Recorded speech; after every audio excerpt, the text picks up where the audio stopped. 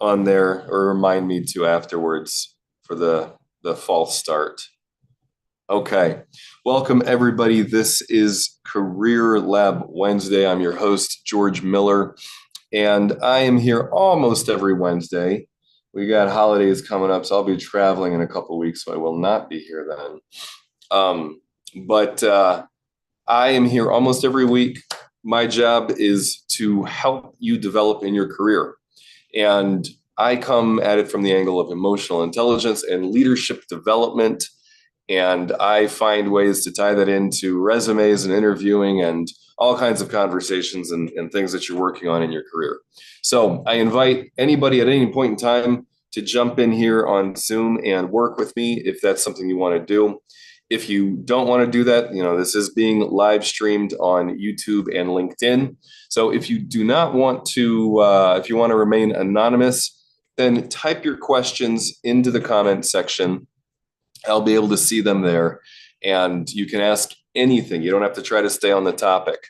You can ask anything that's coming up for you in your career, anything that's on your heart, anything that you want support with. So I'll say all that again in a little bit because I know that often people join kind of as this is streaming. The topic that I'm getting into today and I'm sharing with y'all is oh man, it's so good. It's so good because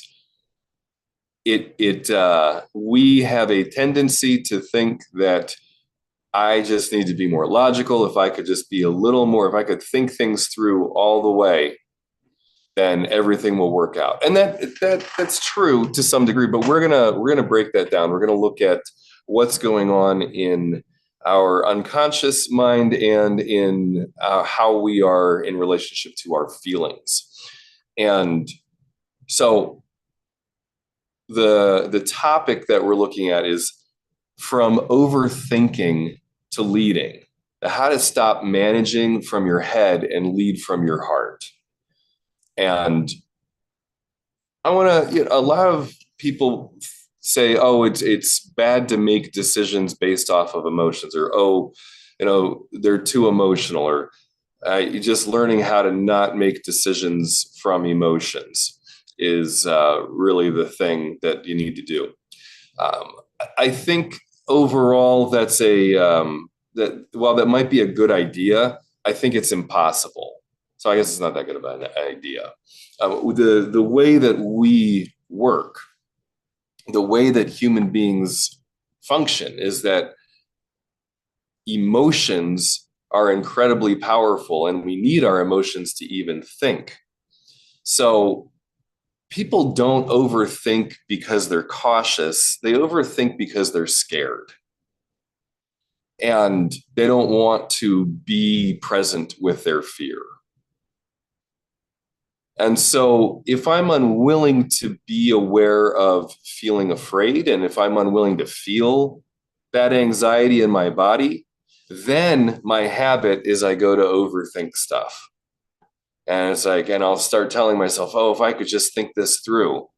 But if I'm not acknowledging the fear and the core emotions happening inside me, I'm not using all of the data available, and I just continue to mind fuck. I continue to overthink. I continue to not make a decision. So I actually have to learn to be with the discomfort.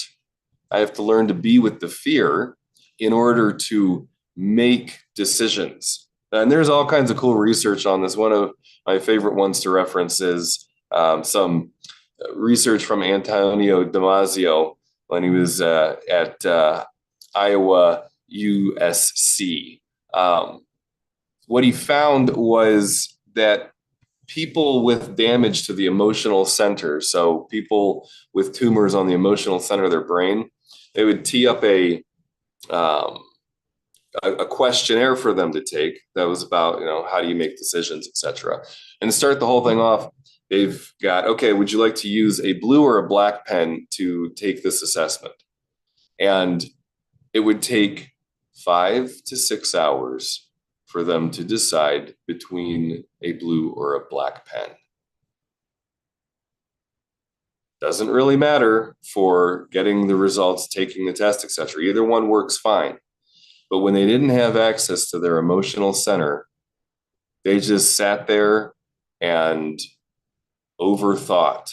Well, if I use the blue pen, it might, maybe if I use the black pen, it'll be more accurate. And so they're asking all kinds of questions that really don't matter and do not help them take the assessment. So needless to say, they never actually finished the assessment because it would just take a long time, and I don't think anybody sat around waiting for that. And that's an extreme case, but I want everybody listening to this to understand how you do this. You might not take 5 or 6 hours to decide between what socks you're wearing or whatever, but you, in many areas of your life, overthink stuff, and it slows you down, and it has implications for you at work. You think of some easy ones. How many of you have spent, I don't know, 15 to 20 minutes like looking for the exact right thing on Amazon, what kind of hat or whatever you're going to buy, because you're, oh, well, this one's like $5 this, but it has less reviews. And when you really think about it, it's like, was that 15 minutes worth your time? Was that really worth, saving $3? I don't know. Why not just even go for the one that you wanted the most? Just make the decision. So the point is that overthinking is not actually leading effectively. Another way to look at this is, I'll share, is so a way that this plays out. One of my clients was working this out. Was they're in an incredibly complex organization. There is a lot to think about, but what they end up doing, or were doing in their meetings, was just thinking and strategizing, and never getting to the moment where they would speak up in the meeting and say, all right, based on everything that I'm observing here, we need to make some decisions, and I think that these are the ones that are going to serve us best. And so they would allow things to unfold, even though they were like, I don't think we're going on the right track, but I'll wait and see. And so, at a certain point, waiting and seeing if you're really on the wrong track just makes everything way harder to pull yourself out of a hole. And so there's even a way that they're not doing their job to the best of their ability by overthinking. And it ultimately had to do with their fear. They're afraid of speaking up. They're afraid of being wrong. But most of the fear that they were feeling has nothing to do with that meeting, and has to do with their childhood or their early things in careers that where authority figures didn't handle things well. It doesn't have anything to do with it in the moment. And so learning how to lean into the fear and use the fear, collect data points throughout the fear of, like, I'm afraid of speaking up because I'm afraid this is going to happen. Is that real? Actually, no, that's not real. I can speak up now. And the worst thing that's going to happen is someone's going to say, oh no,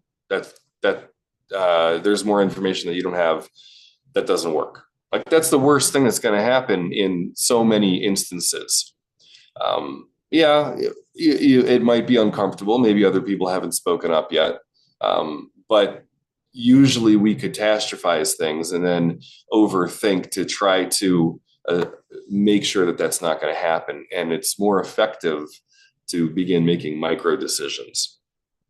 So, catching these kinds of beliefs, like the one client I was just sharing about, of, if I stay in my head, no one can judge me. It's not even true. Whether or not you're conscious of it, they're already judging you. They are saying, oh, so-and-so is not a person. They are an introvert. They are not confident, or they don't speak up much, or they're quiet. They might even start judging you like, oh, and this is actually really important for this, is they work in a place that has a lot of gregarious people, a lot of people who want to get attention, and that's not their personality style. So they tend to have a like kind of stern looking face. And so when they're not speaking up, actually what probably everybody around them is judging is, yeah, they don't like me. Oh yeah, they think this is stupid, or they don't like being here. They don't, da, da, da. And so in fact, what's happening is that by my client who is overthinking and not saying anything and just sitting there looking dour, it's actually creating the thing that they didn't want to create. It's actually creating people pushing them to the side and not taking them as seriously, or feeling hurt by them, etc. And so the overthinking ends up creating the result that they were trying to avoid in the first place. And the only thing that benefit they could get from it then would be if they never shared, then and essentially didn't do their job, then things would go poorly, and eventually everything that they were afraid of happening in the organization would actually play out. So look at how overthinking in your life and in your career leads to the results that you actually were trying to avoid. So learning how to lean in at certain points is really important. So I'm going to keep going on this topic, but I also want to re-invite people to jump in at any point in time. You're welcome to ask a question. You're welcome to ask if you're here on Zoom. You can just ask a question, come off mute. Do know that this is being live streamed. And if you want to remain anonymous, type your questions into the chat. And if you are viewing in through LinkedIn or YouTube, type your questions into the comments section, and I'll do my best to answer your questions that way. You don't have to try to stay on topic. You don't have to ask a question about overthinking or leadership or anything like that. You can ask a question about resume or interviewing, or just being happy at work, or managing your team. What are some of the challenges that you have there? Or overall happiness in your career, overall sense of purpose in your career. Any question is fair game, and fair warning. I'll probably tie it back to emotional intelligence because that's my expertise. So, and one more thing I'll say before moving back to the topic of overthinking. You can set up a one-to-one with me as well. I'm happy to meet with people for 15 to 20 minutes. Just to get a sense of you and what you're working on. And people often say that meeting helps them get clarity that they were looking for, and move forward in their career in the ways that they're wanting. And if more coaching is needed, if a coaching relationship is something that develops, we can talk about that as well. Okay, so we might think that overthinking is a protective strategy. But it's not a personality trait. It is something. It's a way to protect ourselves that often doesn't work. So I know that there's people who are more introvert and people who are more extrovert. But leaning on being an introvert as a reason to not speak up and to think things through, overthink things, is going to be a failed strategy. So even though overthinking might, quote unquote, feel safer than acting, because acting means being accountable, overthinking will eventually just lead to inaction and getting pushed out of an organization. So it's not about needing more data. It's about needing more safety. And for me in a professional environment, it's my responsibility to create the safety that I want. And so often the safety that I want is something I can do internally.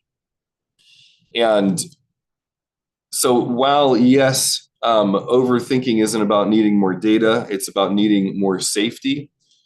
I don't want that all of the responsibility to go to who's ever leading the meeting or et cetera, that there are ways that I can create safety that perhaps I haven't learned how to before. Oh, got another story about this. So somebody I was meeting with yesterday, they've got some challenges in their organization. There's a pretty big pivot happening right now.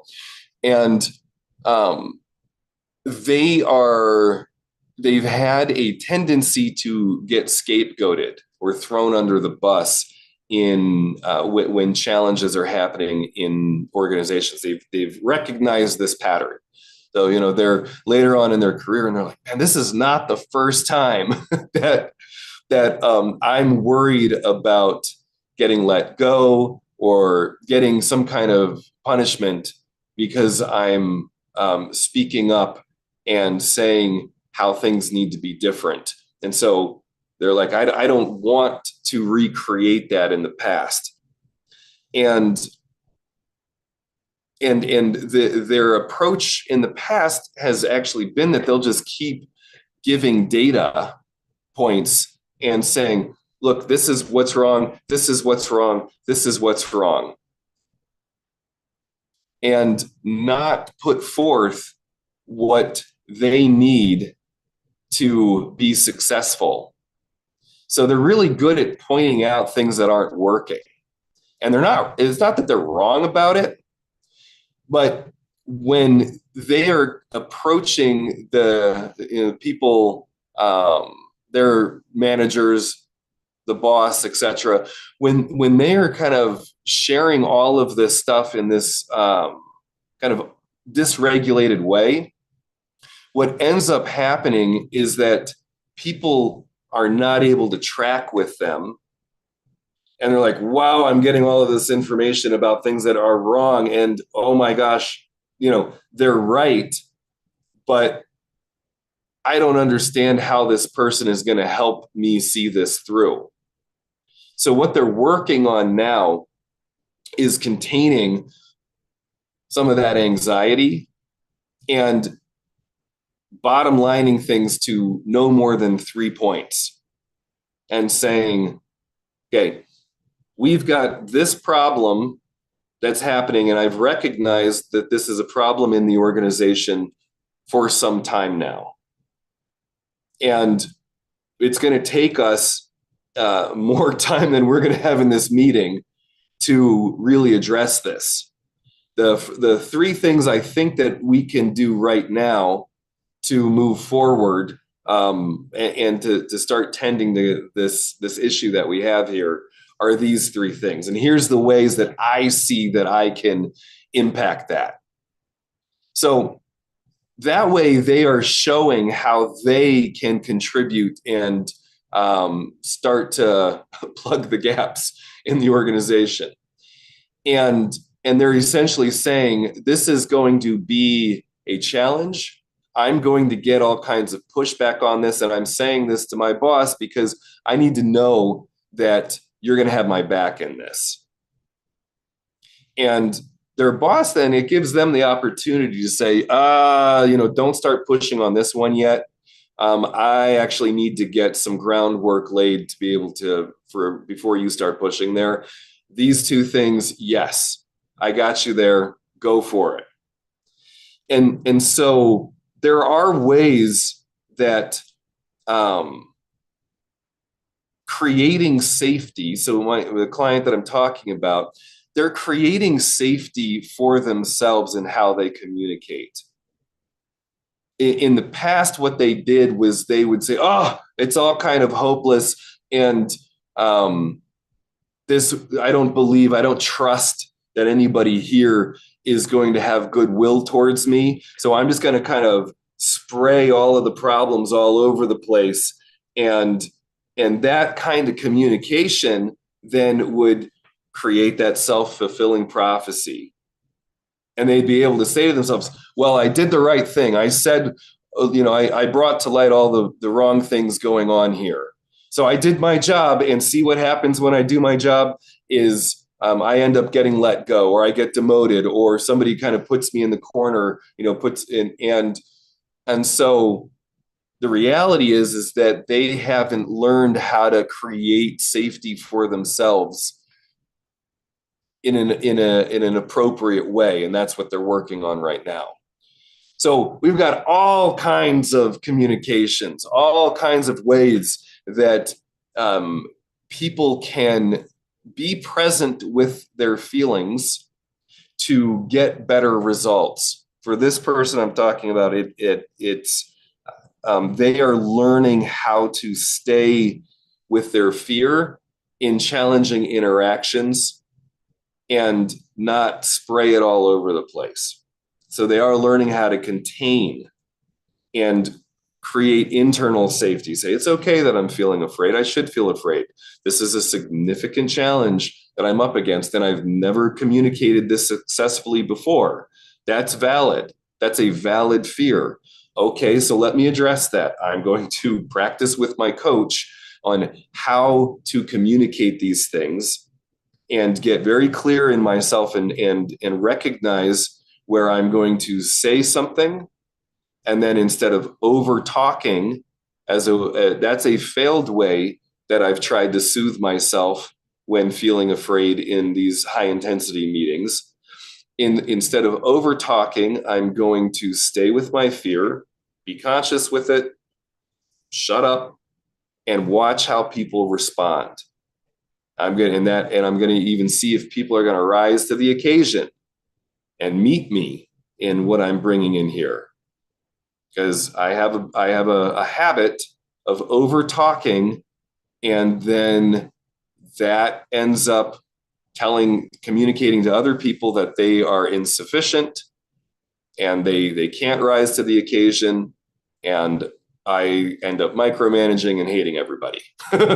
So being present with the fear then allows you to do a real sort of what's going on.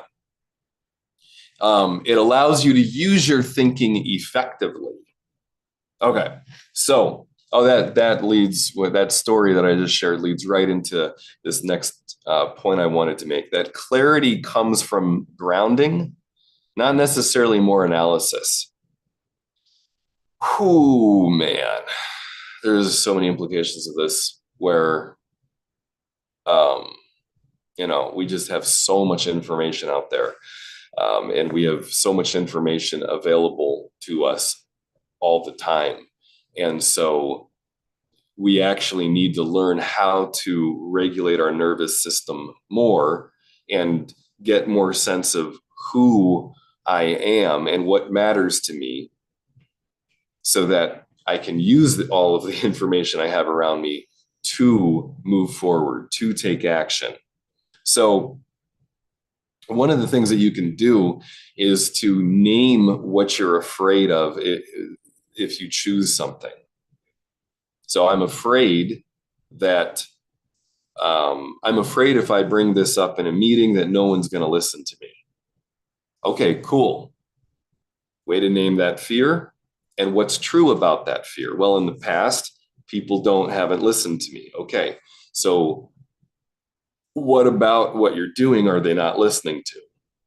I don't know. Okay, well, let's break it down even further. So when you're speaking and you bring up a point in a meeting, and when do you notice that people are not with you? I haven't really paid attention to that. Okay, so in the next meeting, just catch what happens. So be conscious of it. Just when you bring up a point, notice when people are not really listening to you anymore. So you're going to use your fear. Use that fear. Oh, that brings up a story that I've shared before, but yes. So a client was working on the same kind of thing, and she would prepare for the C-suite meetings, And she hated doing it. She was really good at it, but she hated doing it. And when she started this practice of noticing what she was afraid of, then in this one meeting that I remember, she goes in and she's ready to start the presentation. And she looks at the VP and he's got a furrowed brow.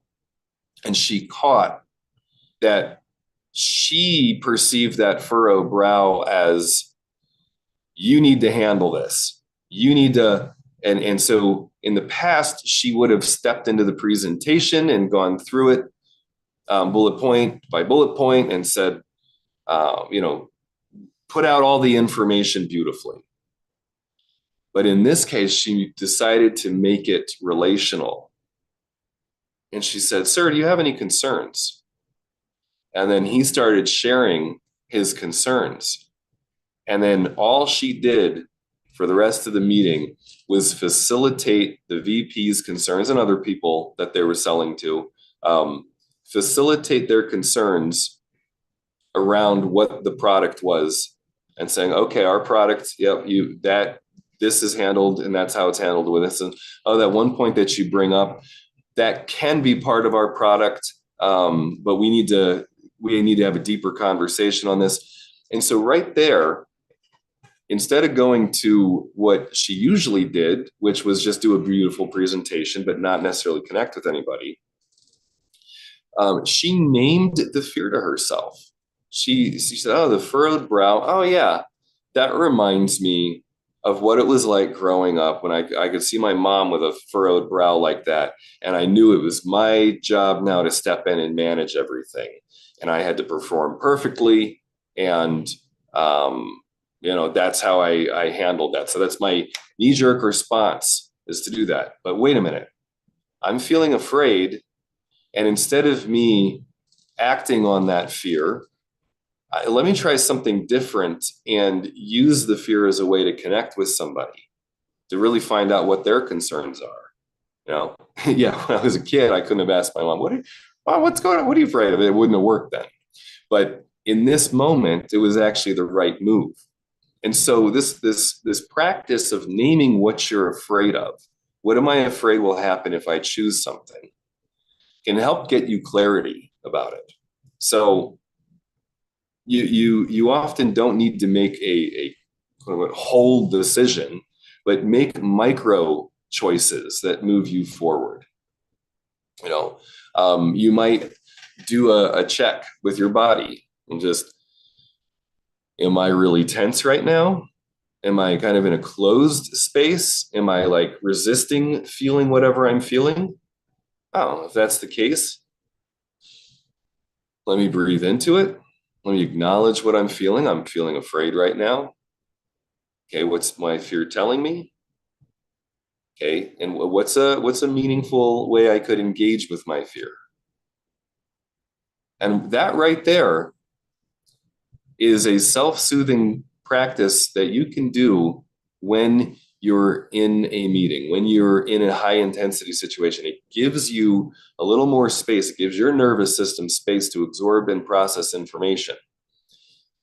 And again, it's, instead of tightening up, you're allowing yourself to be present with the fear, and it will give you valuable information.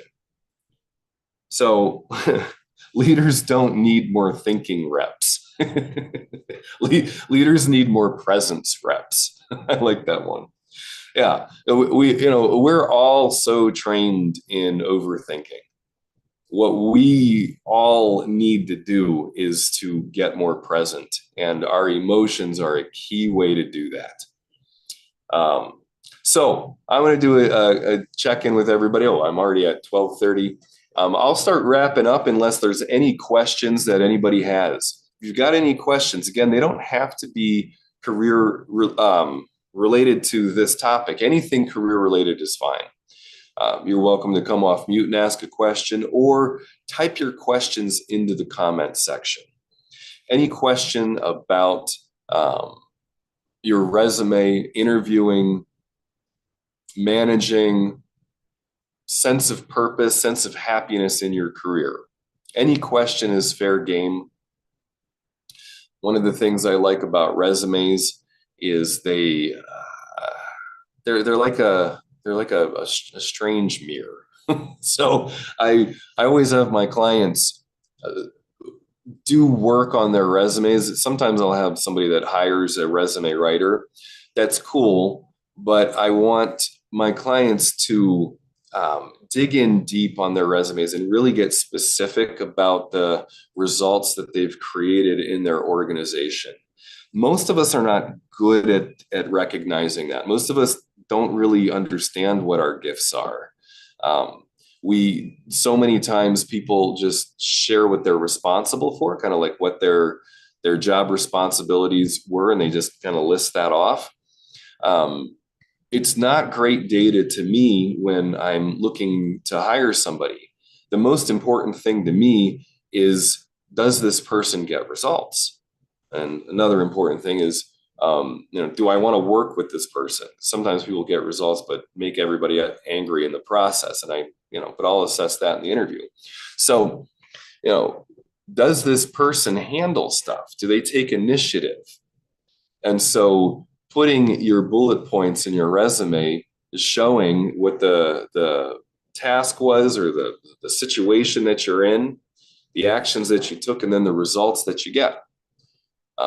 That really, really helps me when I'm looking at your resume. And another thing I'll say too is, with all this online stuff and AI, yada, yada, more and more when you are in a job search, it's important for you to be aggressive and take action, take initiative in your job search, making phone calls, messaging people on LinkedIn who work at the company that you're interested in, contacting everybody that you've worked with in the past, letting them know where you're at in your career and what you're wanting help with. That is incredibly important. So many things get lost in the shuffle. If a company is really looking for somebody, and you've got your flag up, there's a higher chance that they're going to contact you and have somebody, get you in the interview process. So another thing to know is that a lot of companies that need to hire don't have a good hiring process. And so by you taking initiative, you're just helping them do their job, and that can kind of tee you up to, look at what's really going on in the company. I just had a client who went into their interview, and then the interview was canceled like last moment. And they're like, what the heck? Like, what's going on here that they blew off this meeting with me? And so right there, it gives a huge amount of data about what's going on in that company. What's happening that they don't have their shit together. And, that gives them an insight. So in their the next interview that did happen, they asked some questions about it. It's like, hey, what's happening here? How would me being hired here, how would this help this kind of thing not to happen? So now I'm stepping into the next part of the job, getting a job process, which is in interviewing. And that is so important, to be present with your fears in there. And instead of talking too much, which is the number one mistake people make, is to ask questions. Bottom line, your results. Bottom line, when somebody asks you, how'd you handle, a sticky situation, or, tell us about a time you made a mistake. You want to deliver your responses quickly, bottom lined. And if they have more questions about it, they'll ask you. But you want to get to the point where you can succinctly say how you handle stuff, make their job easy, make the person who's interviewing you, make their job easy, make it easy for them to understand how you handled stuff. And then you ask questions for them. What's it like working here?